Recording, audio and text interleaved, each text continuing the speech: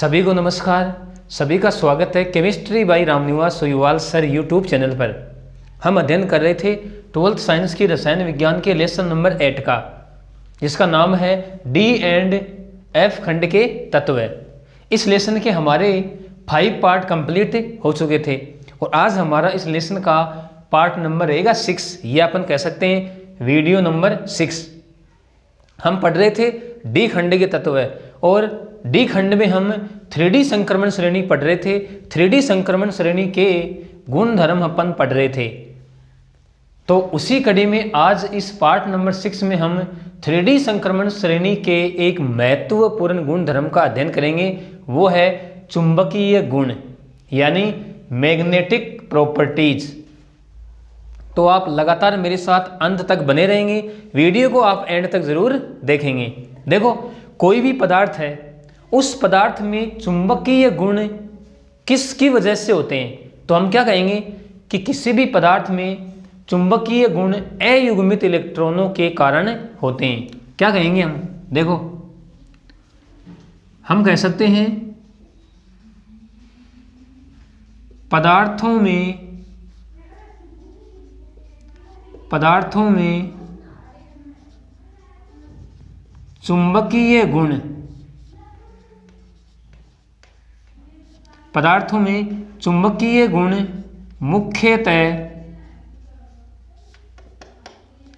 अयुग्मित इलेक्ट्रॉनों के कारण होते हैं। अयुग्मित इलेक्ट्रॉनों के कारण होते हैं। अयुग्मित इलेक्ट्रॉनों के कारण होते हैं। अब देखो, हमें इतना पता हो गया है कि पदार्थों में चुंबकीय गुण अयुग्मित इलेक्ट्रॉनों के कारण होते हैं। किसी भी पदार्थ में चुंबकीय गुणों की उत्पत्ति इलेक्ट्रॉन की गति के कारण होती है। यानी अपन क्या कह सकते हैं? अपन कह सकते हैं पदार्थ में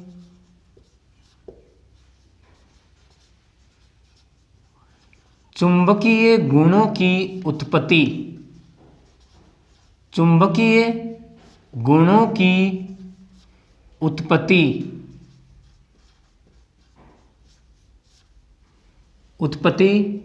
इलेक्ट्रॉन की दो प्रकार की गति, इलेक्ट्रॉन की दो प्रकार की गति के कारण होती है, गति के कारण होती है। देखो, इलेक्ट्रॉन की दो प्रकार की गति कौन सी है? एक तो है कक्षीय गति, कक्षीय गति, यानी इसे हम कहते हैं ऑर्बिटल मोशन। क्या कहेंगे? Orbital motion. और कक्षीय गति के कारण कक्षीय चुंबकीय आघूर्ण उत्पन्न होगा। हम कह सकते हैं इस गति के कारण, इस गति के कारण कक्षीय चुंबकीय आघूर्ण उत्पन्न होता है। कक्षीय चुंबकीय आघूर्ण उत्पन्न होता है।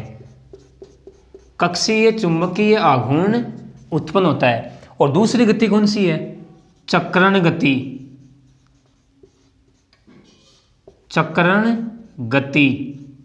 इसे हम कहते हैं स्पिन मोशन, स्पिन मोशन। और इस गति के कारण चक्रण चुंबकीय आघूर्ण उत्पन्न होता है। यानी हम कह सकते हैं इस गति के कारण, इस गति के कारण चक्रण चुंबकीय आघूर्ण, चक्रण चुंबकीय आघूर्ण उत्पन्न होता है।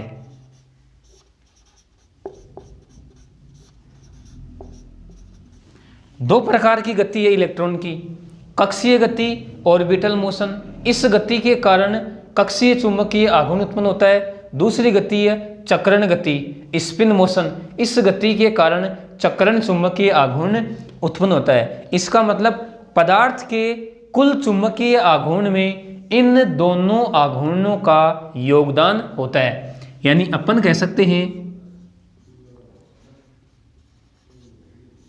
पदार्थ के कुल चुंबकीय आघूर्ण में, पदार्थ के कुल चुंबकीय आघूर्ण में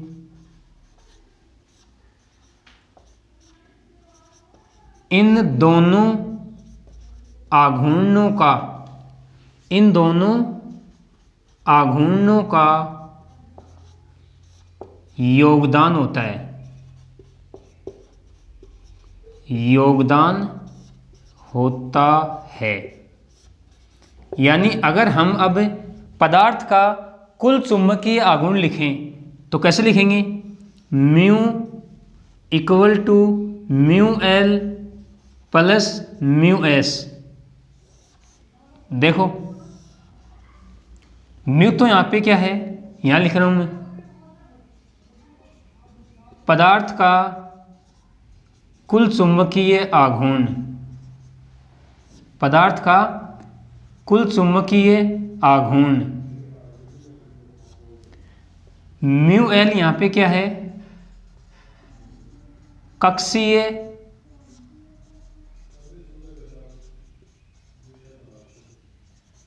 चुंबकीय आघूर्ण।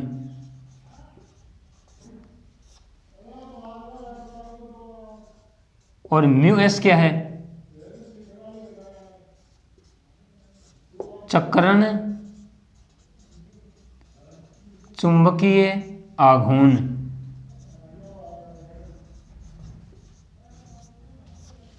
क्या बताया मैंने? Mu equal to mu L plus mu S. Mu तो क्या है, कुल चुंबकीय आघूर्ण, म्यू एल कक्षीय चुंबकीय आघूर्ण, म्यू एस चक्रण चुंबकीय आघूर्ण। अब देखो चुंबकीय आघूर्ण की इकाई क्या होती है, हम क्या कहेंगे, स्टार लगा के लिखो आप।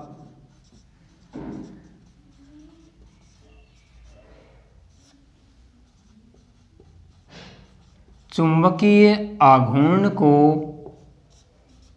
बोर मैग्नेटॉन,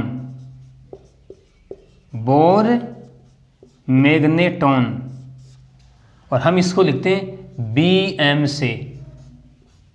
बोर मैग्नेटॉन में व्यक्त किया जाता है,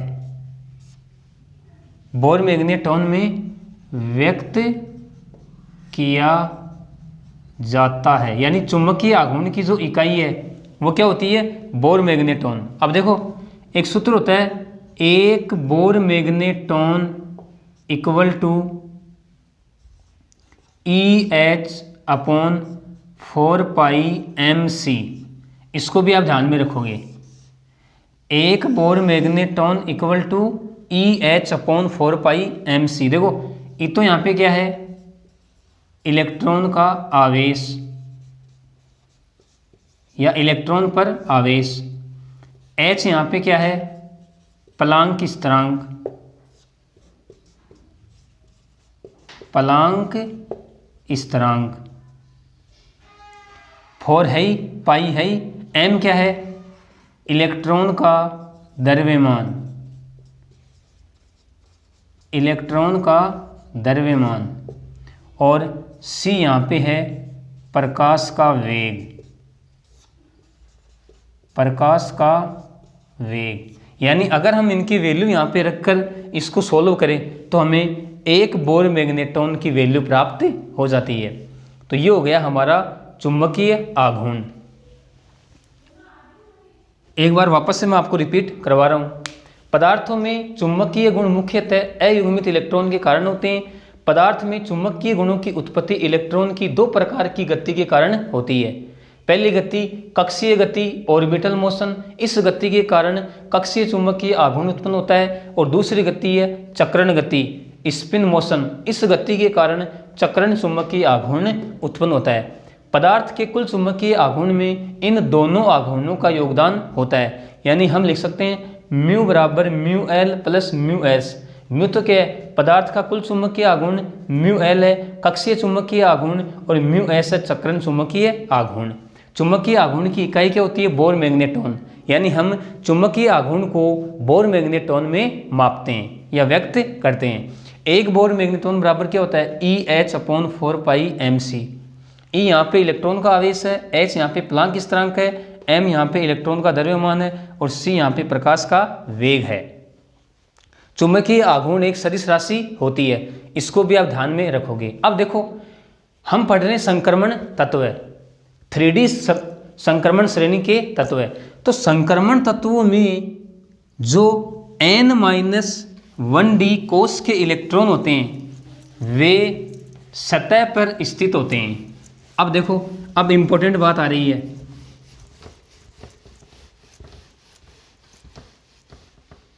ध्यान से समझना।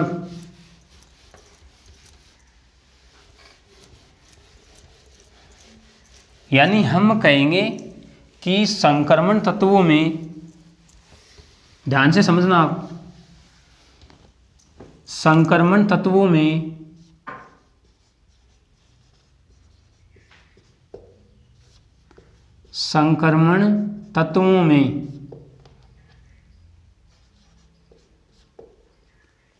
n-1d कोष के इलेक्ट्रॉन सतह पर ही स्थित होते हैं, सतह पर ही स्थित होते हैं। अतः सतह पर ही स्थित होते हैं, अतः ये बाहरी वातावरण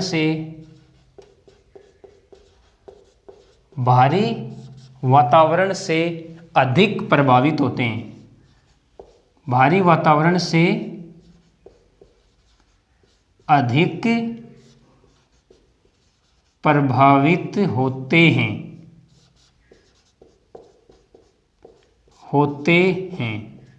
देखो n-1d कोष के इलेक्ट्रॉन कक्षा की बजाय सतह पर स्थित होते हैं, अतः ये बाहरी वातावरण से अधिक प्रभावित होते हैं। इसका मतलब क्या हुआ, इस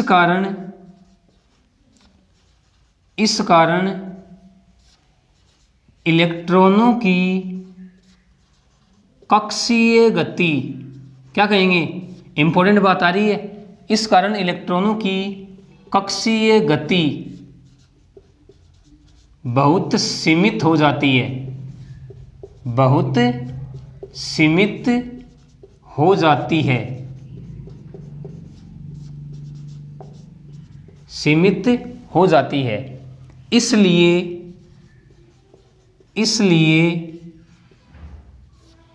इनके लिए देखो कक्षीय गति सीमित हो रही है, इसका मतलब कक्षीय चुंबकीय आघूर्ण का मान भी क्या हो रहा है, कम हो रहा है, नगण्य हो रहा है।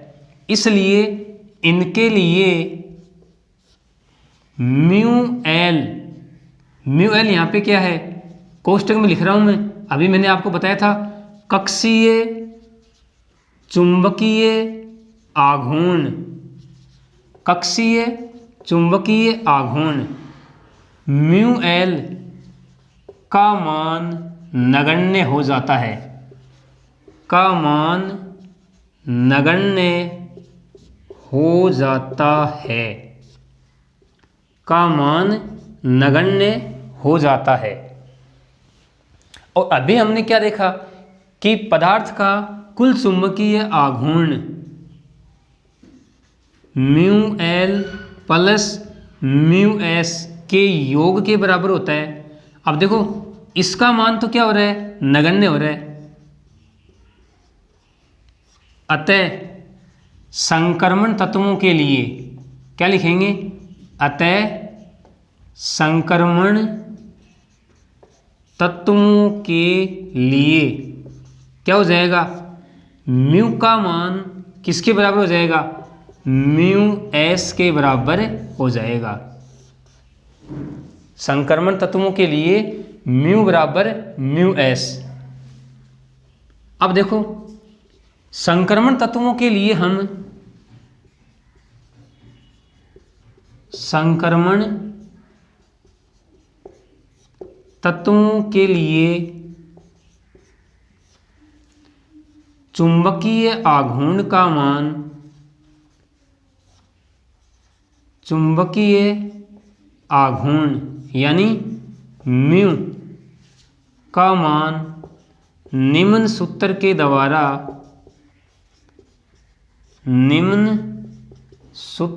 द्वारा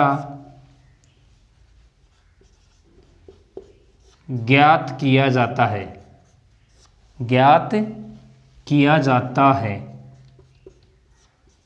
सूत्र क्या है? देखो सूत्र है mu equal to N plus 2 और इसके ऊपर है रूट। ये सूत्र है। इस सूत्र को आप ध्यान में रखोगे। इस सूत्र से हम संक्रमण तत्वों के लिए म्यू का मान ज्ञात कर सकते हैं। यहाँ पे एन क्या है? अयुग्मित इलेक्ट्रॉनों की संख्या। अयुग्मित इलेक्ट्रॉनों की संख्या यानी इस सूत्र से हम संक्रमण तत्वों के लिए चुंबकीय आघूर्ण का मान आसानी से ज्ञात कर सकते हैं। देखो हम एक एग्जाम्पल ले रहे हैं कि किस प्रकार से हम इस सूत्र से चुंबकीय आघूर्ण का मान ज्ञात कर सकते हैं।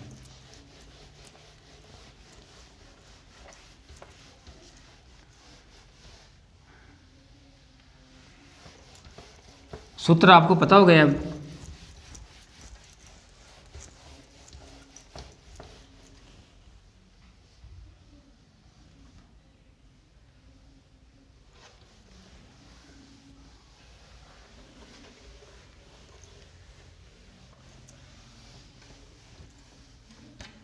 देखो मैं एग्जांपल ले रहा हूं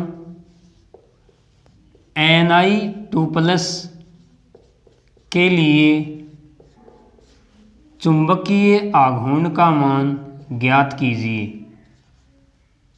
चुंबकीय आघूर्ण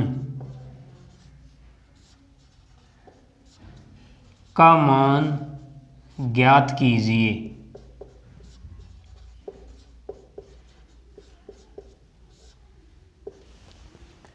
निकल 2+ के लिए चुंबकीय आघूर्ण का मान ज्ञात कीजिए। देखो किस प्रकार से ज्ञात करते हैं, निकालने का जो तरीका है वो आप देख लो। सबसे पहले हम लिखेंगे निकिल का इलेक्ट्रॉनिक विन्यास। निकिल का इलेक्ट्रॉनिक विन्यास। विन्यास आपको पता है क्या होता है? 3D8 4s2। ये निकिल का संयोजी कोष का इलेक्ट्रॉनिक विन्यास है 3D8 4s2। अब हमारे पास तो निकिल 2+ है Ni2+। तो अब Ni2+ का क्या लिखेंगे? इलेक्ट्रॉनिक विन्यास। Ni2+ का इलेक्ट्रॉनिक विन्यास। 2 इलेक्ट्रॉन निकल जाएंगे 4s वाले, तो क्या बच जाएगा? 3D8 4s0।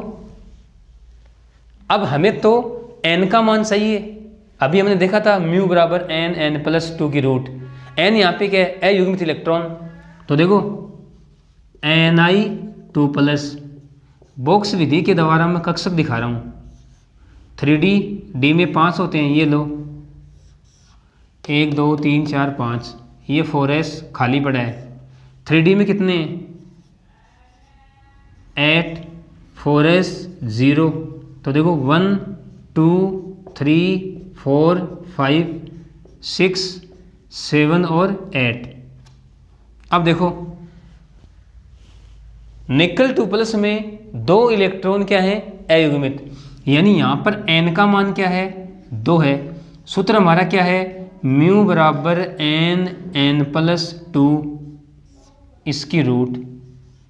तो मान रख दो 2 + 2 रूट म्यू बराबर 4 हो गया और 4 को 2 से क्या करेंगे मल्टीप्लाई, तो 8 हो गया, √8 Bm बोर मैग्नेटॉन।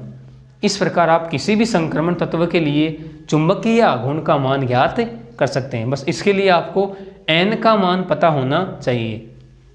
अयुग्मित इलेक्ट्रॉनों की संख्या कितनी होती है, तो आप इजीली इस सूत्र से उनके लिए चुंबकीय आघूर्ण का मान ज्ञात कर सकते हैं। अब देखो, अब हम चुंबकीय गुणों के आधार पर संक्रमण तत्वों के प्रकार पढ़ते हैं।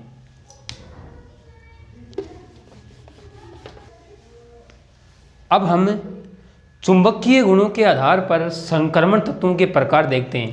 यानी अपन कह सकते हैं कि चुंबकीय गुणों के आधार पर संक्रमण तत्व 5 प्रकार के होते हैं। देखो 5 प्रकार कौन से हैं। पहला है अनुचुंबकीय,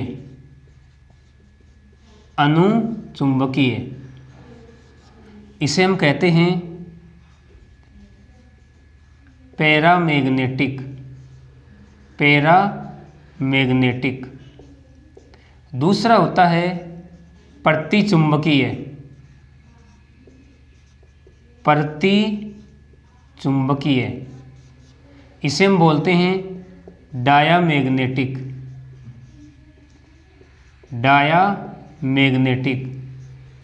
तीसरा होता है लोह चुंबकीय, लोह चुंबकीय और इसे हम कहते हैं फेरोमैग्नेटिक,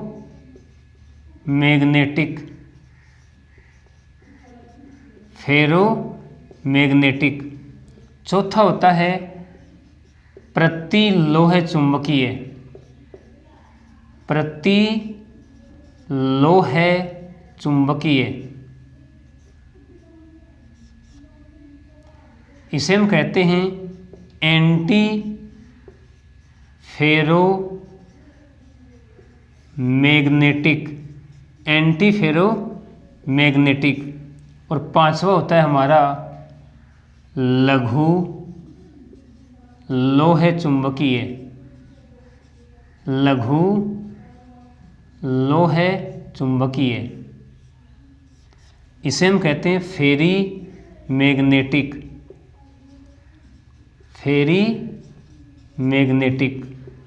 देखो जब हमने ठोस अवस्था वाला लेसन पढ़ा था और वहाँ पर हमने ठोसों में चुंबकीय गुणों का अध्ययन किया था, वहाँ पर भी मैंने आपको चुंबकीय गुणों के आधार पर ठोसों के ये ही 5 प्रकार बताए थे। आप वहाँ पर भी इन गुणों का अध्ययन कर सकते हैं। लेसन नंबर 1 सॉलिड स्टेट, अनुचुंबकीय, प्रतिचुंबकीय, लोह चुंबकीय, प्रतिलोह चुंबकीय, लघु लोह चुंबकीय। अब हम 1 बाय 1 करते हैं अध्ययन। देखो पहले हम बात करते हैं अनुचुंबकीय पदार्थ की, अनुचुंबकीय। देखो अनुचुंबकीय पदार्थों का जो गुण होता है उसे हम बोलते हैं अनुचुंबकत्व। सबसे पहले आपके माइंड में ये बात सेट हो जानी चाहिए, यानी अनुचुंबकीय पदार्थों का जो चुंबकीय गुण है उसे हम कहते हैं अनुचुंबकत्व, यानी पैरामैग्नेटिज्म। अब देखो अनुचुंबकीय पदार्थों की खास बातें क्या होती हैं। इनमें अयुग्मित इलेक्ट्रॉन पाए जाते हैं, इनमें अयुग्मित इलेक्ट्रॉन पाए जाते हैं, इनमें अयुग्मित इलेक्ट्रॉन पाए जाते हैं। इनको बाह्य चुंबकीय क्षेत्र में रखने पर इन्हें बाह्य चुंबकीय क्षेत्र में रखने पर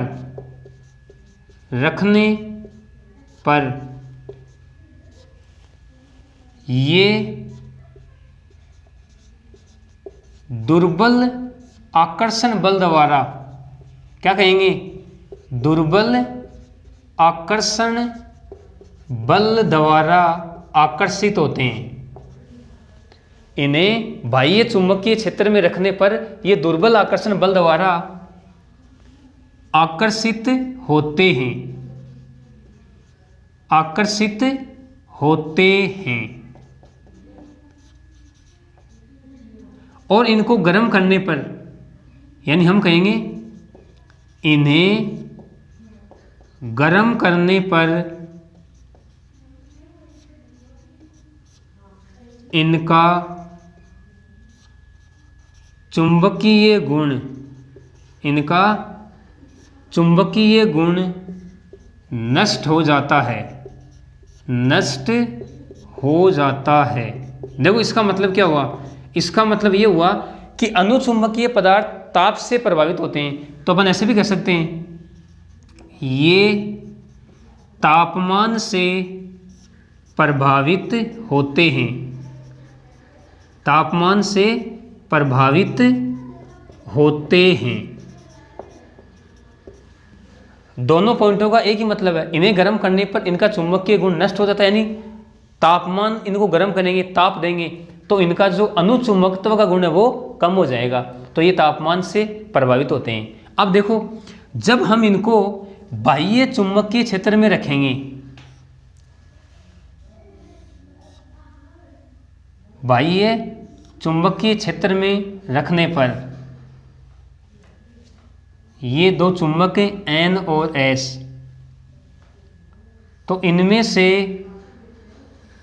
अधिक मात्रा में चुंबकीय बल रेखाएं गुजरती हैं, चुंबकीय बल रेखाएं, और यह पदार्थ चुंबकीय बल रेखाओं की दिशा के समानांतर हो जाता है।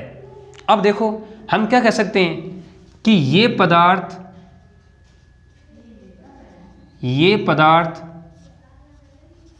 चुंबकीय क्षेत्र की, इंपॉर्टेंट बात आ रही है भाई, चुंबकीय क्षेत्र की तीव्रता को बढ़ाते हैं, तीव्रता को बढ़ाते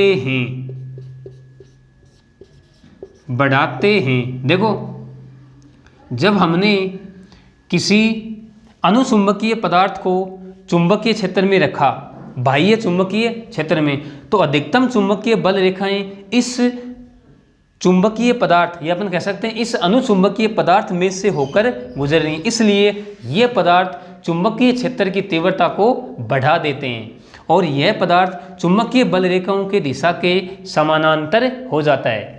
तो ये हो गया इसका बाह्य चुंबकीय क्षेत्र के प्रति व्यवहार, इसको भी आप ध्यान में रखोगे। अगर हम एग्जाम्पल की बात करें तो देखो वे संक्रमण धातु आयन जिनमें अयुग्मित इलेक्ट्रॉन उपस्थित होते हैं, जैसे मैं कुछ एग्जाम्पल लिख रहा हूँ, Fe2+, Cr3+, निकिल 2+, इत्यादि धातु आयन, यानी वे संक्रमण धातु आयन जिनमें अयुग्मित इलेक्ट्रॉन पाए जाते हैं वे अनुचुंबकीय गुण दर्शाते हैं। तो वापस से मैं आपको रिपीट करवा रहा हूँ, इनमें अयुग्मित इलेक्ट्रॉन पाए जाते हैं, इन्हें बाह्य चुंबकीय क्षेत्र में रखने पर ये दुर्बल आकर्षण बल द्वारा आकर्षित होते हैं, इन्हें गर्म करने पर इनका चुंबकीय गुण नष्ट हो जाता है, ये तापमान से प्रभावित होते हैं, ये पदार्थ चुंबकीय क्षेत्र की तीव्रता को बढ़ा देते हैं। यानी जब हम अनुचुंबकीय पदार्थ को बाह्य चुंबकीय क्षेत्र में रखेंगे तो अधिकतम चुंबकीय बल रेखाएं इस अनुचुंबकीय पदार्थ में से होकर गुजरती हैं।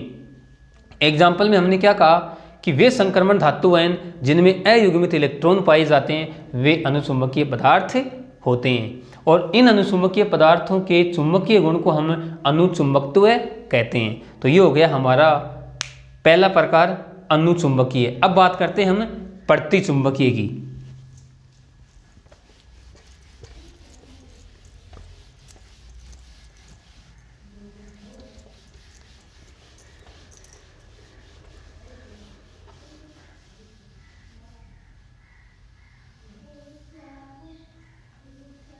अब हमारा दूसरा प्रकार प्रतिचुंबकीय।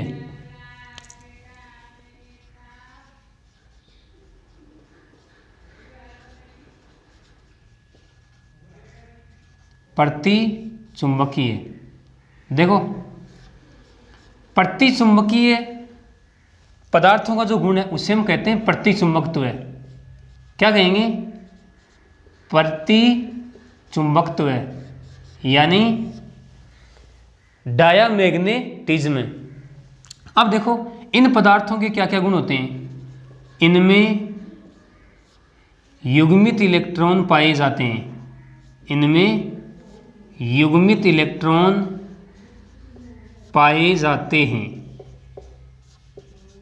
पहला गुण मैंने क्या बताया, यानी इनमें कोई भी अयुग्मित इलेक्ट्रॉन नहीं होगा, इनमें सभी इलेक्ट्रॉन क्या होंगे, युग्मित। इन्हें बाह्य चुंबकीय क्षेत्र में रखने पर, इन्हें बाह्य चुंबकीय क्षेत्र में रखने पर, बाह्य चुंबकीय क्षेत्र में रखने पर ये दुर्बल रूप से प्रतिकर्षित होते हैं, दुर्बल रूप से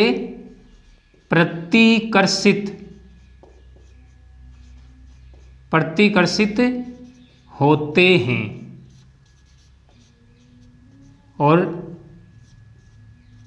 इन पर तापमान का प्रभाव नहीं पड़ता है, इन पर तापमान का प्रभाव नहीं पड़ता है। यानी अपन कह सकते हैं ये तापमान से प्रभावित नहीं होते हैं।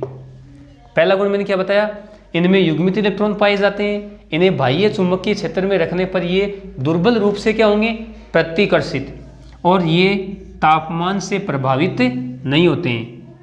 और जब हम प्रतिचुंबकीय पदार्थ को बाह्य चुंबकीय क्षेत्र में रखेंगे तो देखो यह चुंबकीय क्षेत्र के लंबवत प्रतिस्थापित हो जाता है इस प्रकार, और जो चुंबकीय बल रेखाएं हैं वो इससे दूर होकर गुजरती हैं इस प्रकार। तो क्या कह सकते हैं कि ये चुंबकीय क्षेत्र की तीव्रता को घटाते हैं। क्या कहेंगे, ये चुंबकीय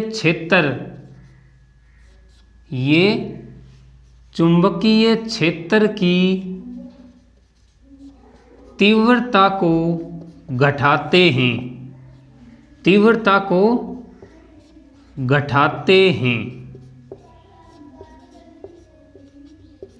हैं। और अगर हम एग्जाम्पल की बात करें तो देखो अयुग्मित इलेक्ट्रॉन नहीं पाए जाएंगे, यानी सारे के सारे इलेक्ट्रॉन क्या होंगे, युग्मित। एग्जाम्पल के लिए स्कैंडियम 3+, टाइटेनियम 4+, Zn2+, Cu+ इत्यादि धातु आयन। देखो इन सभी धातु आयनों में सारे के सारे इलेक्ट्रॉन क्या होंगे, युग्मित, कोई भी इलेक्ट्रॉन इनमें अयुग्मित नहीं होगा। तो ये हो गया हमारा प्रतिचुंबकीय प्रकार। अब लेते हम तीसरा प्रकार, लोह चुंबकीय।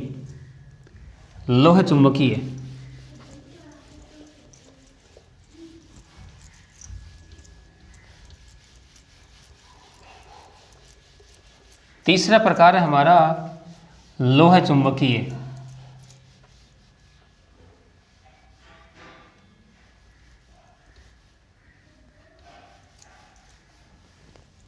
देखो इंपॉर्टेंट प्रकार है भाई, लोह चुंबकीय यानी फेरोमैग्नेटिक। तीसरा है लोह चुंबकीय। देखो इनके चुंबकीय गुण को हम क्या बोलेंगे, लोह चुंबकत्व। इस बात को आप ध्यान में रखोगे, लोह चुंबकत्व यानी फेरोमैग्नेटिज्म, लोह चुंबकत्व कहेंगे। अब देखो ये पदार्थ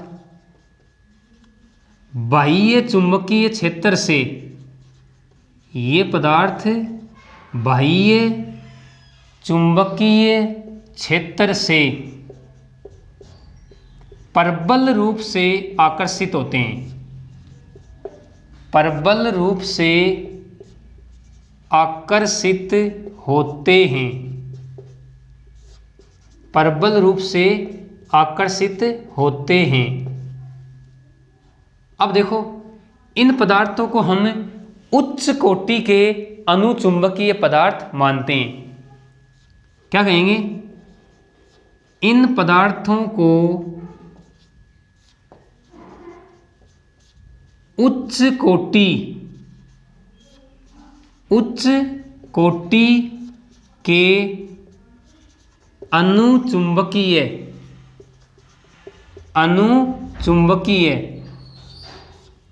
पदार्थ मानते हैं। क्यों मानते हैं? देखो, अनुचुंबकीय पदार्थों में भी क्या होते हैं?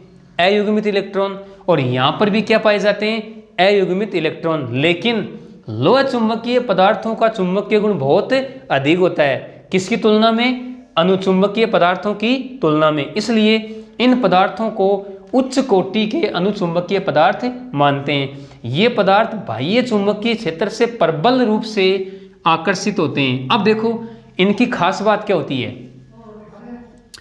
इनमें छोटे छोटे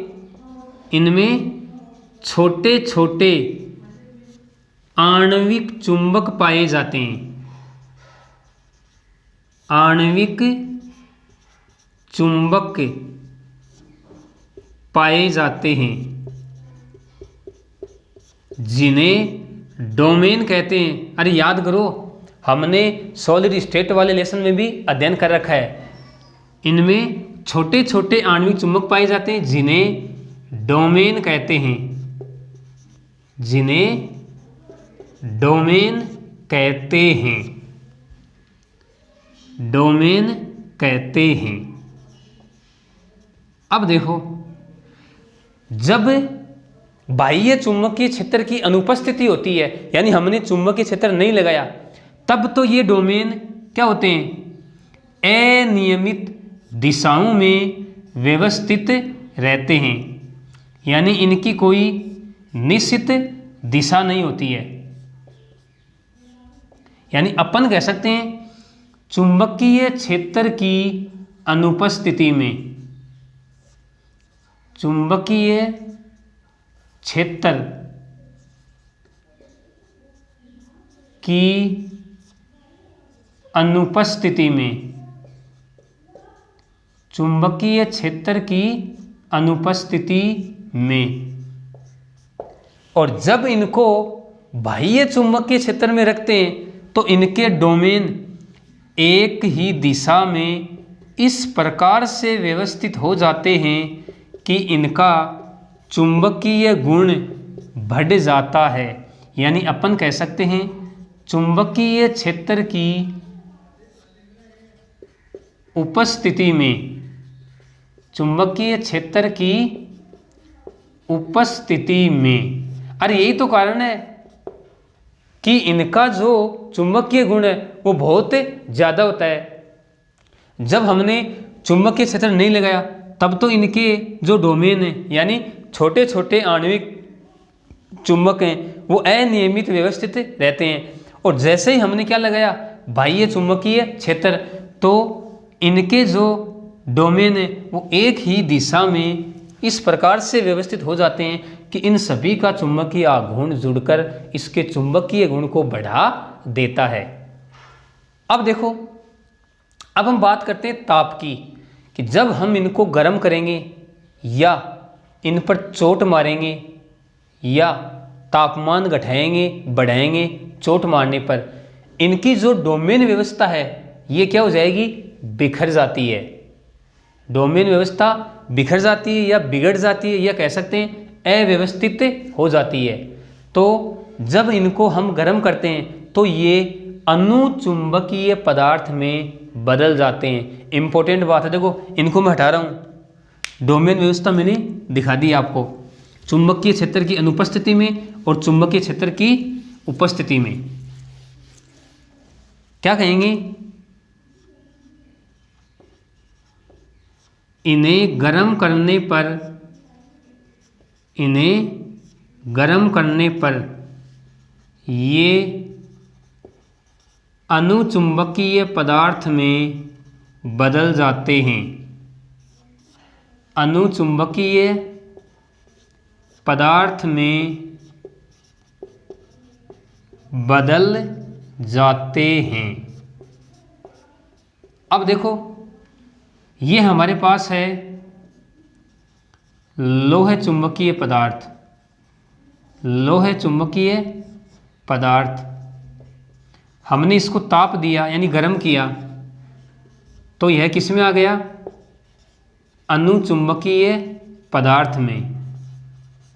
अनुचुंबकीय पदार्थ में जिस ताप पर, इंपॉर्टेंट बात है, यानी जिस ताप पर लोह चुंबकीय पदार्थ अनुचुंबकीय पदार्थ में परिवर्तित होता है उसे हम क्यूरी ताप कहते हैं। तो इस ताप को भी आप ध्यान में रखोगे।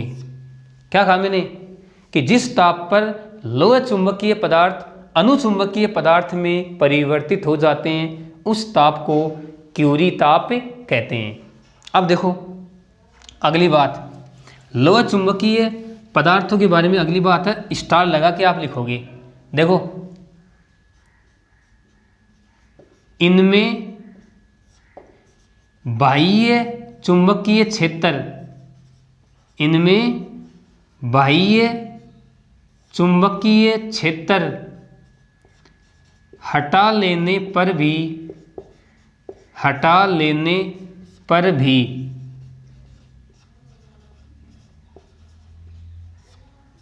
कुछ समय के लिए, कुछ समय के लिए चुंबकीय गुण बने रहते हैं। चुंबकीय गुण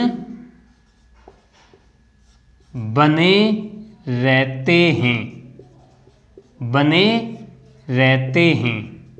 यानी हमने बाह्य चुंबकीय क्षेत्र हटा लिया, हटाने के बाद कुछ समय के लिए इनमें चुंबकीय गुण बने रहते हैं। इसीलिए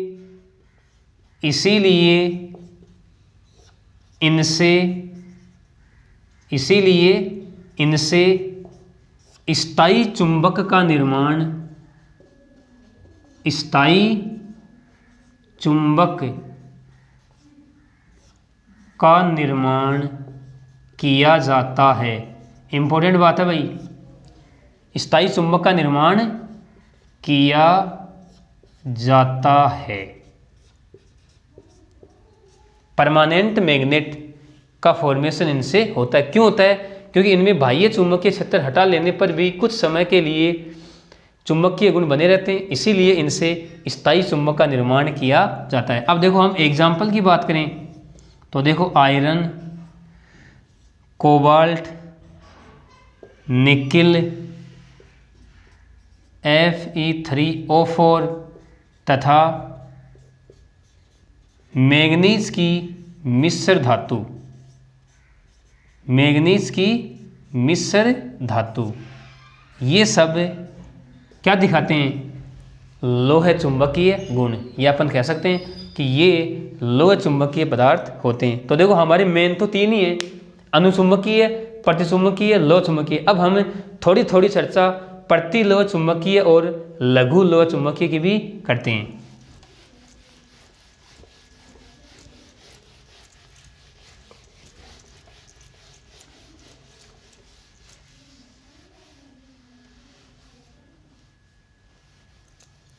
वैसे हमने इनको डिटेल से पढ़ रखा है ठोस अवस्था वाले लेसन में।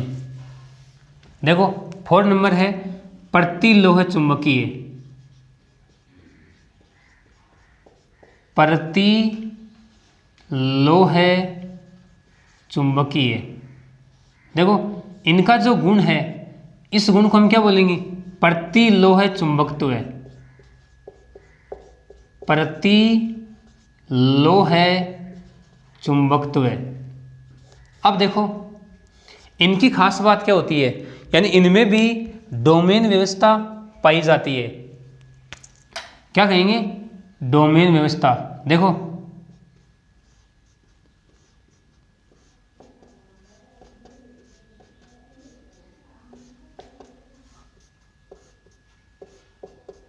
लेकिन इनके डोमेनों में विपरीत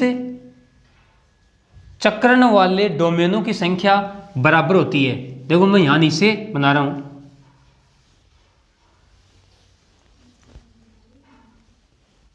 ये है ऊपर की तरफ, ये नीचे की तरफ, ये ऊपर की तरफ, ये नीचे की तरफ, ये ऊपर की तरफ और ये नीचे की तरफ। देखो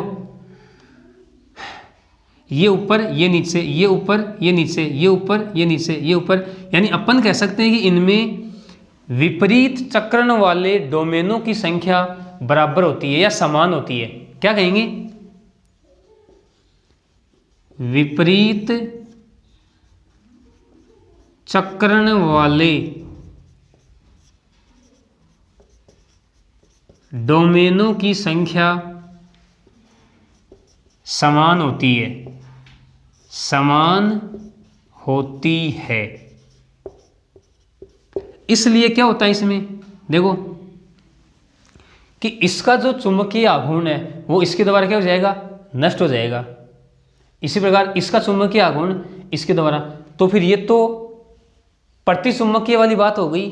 अब आपके माइंड में क्वेश्चन आ रहा होगा कि फिर प्रतिचुंबकीय और प्रतिलोह चुंबकीय में क्या अंतर है। देखो प्रतिचुंबकीय में हमने क्या कहा था कि ये तापमान से प्रभावित नहीं होते हैं, लेकिन ये तापमान से प्रभावित होते हैं। स्टार लगा के आप लिखोगे, ये तापमान से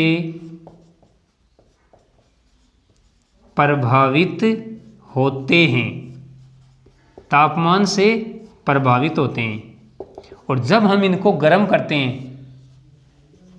गर्म करने पर, ध्यान से समझना आप, गर्म करने पर इनके डोमेनों की व्यवस्था क्या हो जाएगी, बिगड़ जाएगी और ये अनुचुंबकीय पदार्थ में बदल जाते हैं, अनुचुंबकीय पदार्थ में बदल जाते हैं। अब देखो अभी हमने क्या देखा कि लोह चुंबकीय पदार्थ अनुचुंबकीय पदार्थ में जिस तापमान पर बदल रहा था उस तापमान को हमने कहा था क्या, क्यूरी ताप। और प्रतिलोह चुंबकीय पदार्थ अनुचुंबकीय पदार्थ में जिस तापमान पर परिवर्तित होता है उसे कहते हैं नील तापमान, नील टेम्परेचर। इस बात को भी आप ध्यान में रखोगे। एग्जाम्पल की बात करें अपन तो देखो MnO, MnO2, V2O3, ये सारे एग्जाम्पल किसके हैं, प्रतिलोह चुंबकीय पदार्थ के हैं। बस ध्यान में आपको क्या रखना है कि इसमें विपरीत चक्रण वाले डोमेनों की संख्या समान होती है, एक ऊपर की तरफ तो एक नीचे की तरफ। जब इनको गर्म करेंगे, ताप देंगे तो इनकी यह व्यवस्था बिगड़ जाती है और ये प्रतिलोह चुंबकीय से अनुचुंबकीय पदार्थ में परिवर्तित हो जाते हैं, यानी ये तापमान से क्या होते हैं, प्रभावित। और ये रहे इनके एग्जाम्पल। अब हम बात करते हैं अंतिम, लघु लोह चुंबकीय, लघु लोह चुंबकीय।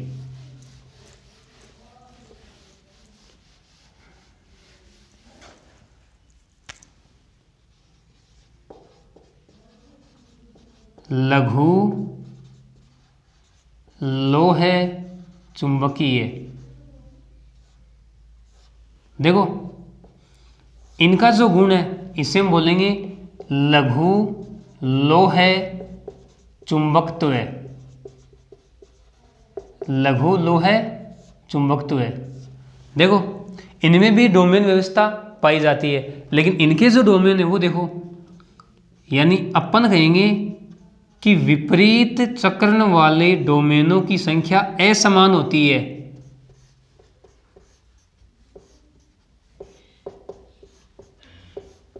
देख सकते हो आप,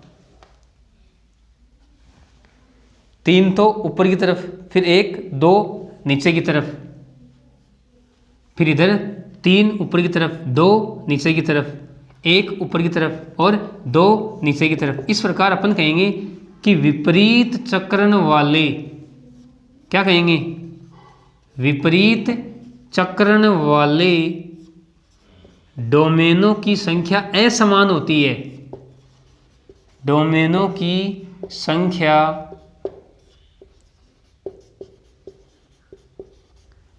असमान होती है, इसलिए इनका जो चुंबकीय आघूर्ण का मान है, ये अपन ऐसे कह सकते हैं कि इनके चुंबकीय गुण प्रति लोह चुंबकीय और लोह चुंबकीय की तुलना में कम होते हैं। अगर हम एग्जाम्पल की बात करें तो देखो Fe3O4 यह लघु लोह चुंबकीय पदार्थ की भांति व्यवहार करता है, तो इसको भी आप ध्यान में रखोगे। इनमें विपरीत चक्रण वाले डोमेनों की संख्या क्या होती है? असमान होती है। अब देखो हमने इस आज की क्लास में या इस आज के वीडियो में 3D संक्रमण श्रेणी का एक महत्वपूर्ण गुणधर्म पढ़ा है, चुंबकीय गुण। यानी अपन कह सकते हैं कि हमारा जो डी ब्लॉक वाला पोर्शन है वो आज कंप्लीट हो गया है। डी ब्लॉक में हमने 3D संक्रमण श्रेणी के तत्वों का अध्ययन किया डिटेल से।